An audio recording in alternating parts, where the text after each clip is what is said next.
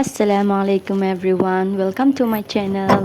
মোৰ চৰ্দি জ্বৰটো কমিছে আৰু এতিয়া আৰফাজৰ ষ্টাৰ্ট হৈছে। Tani, Tani, kulit, ada kulit.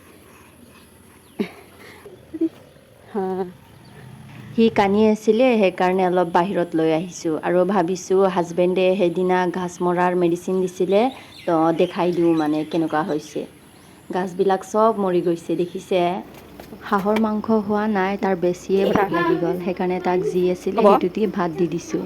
তথাপিও সি চব্জি মাঙি আছিলে, তো চব্জি হৈ গৈছে অলমষ্ট, খালি পানী অলপ ঢালিব লাগে, তো এনেকুৱা থকা টাইমতহে তাক অলপ দি দিছোঁ। নেক্সট মৰ্ণিঙত পৰঠা বনাইছোঁ, আৰফাজক ষ্ট্ৰলাৰত বহাই দি আম্মা আৰু মই খাই আছোঁ। যোৱাকালি হাঁহৰ মাংস বনাইছিলোঁ, মনত পৰিছে 2-3 পিচ আছেই, তো সেইটো একেবাৰে কাঢ়াইটোৱে লৈ বহি গ'লোঁ। আৰফাজকো ব্ৰেকফাষ্ট কৰি বহাই দিছোঁ, তাক ডালিয়া আৰু বানানা খুৱাইছোঁ আৰু মাজে মাজে পানী দি আছোঁ তাকো।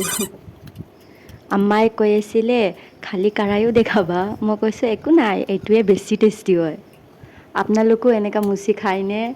মইতো পূৰা চাফাই কৰি দিলোঁ কাঢ়াইটো, খালি কাঢ়াইটোৱে খাব বাকী আছিলে। নাভাবিব আৰু মই খাকোৱা হয় বুলি, এনেই মুচি খাই দিলোঁ আৰু।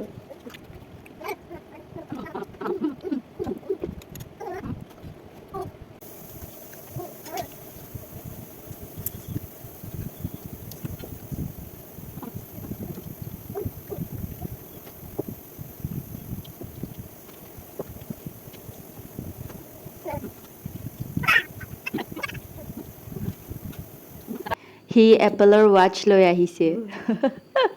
এনে নৰ্মেল ৱাটচ হয়, তাইক মানুহে মানে এনেকৈ দি থাকে কিবা কিবি, তো চাগে কোনোবাই এইটো ৱাটচ দিছে।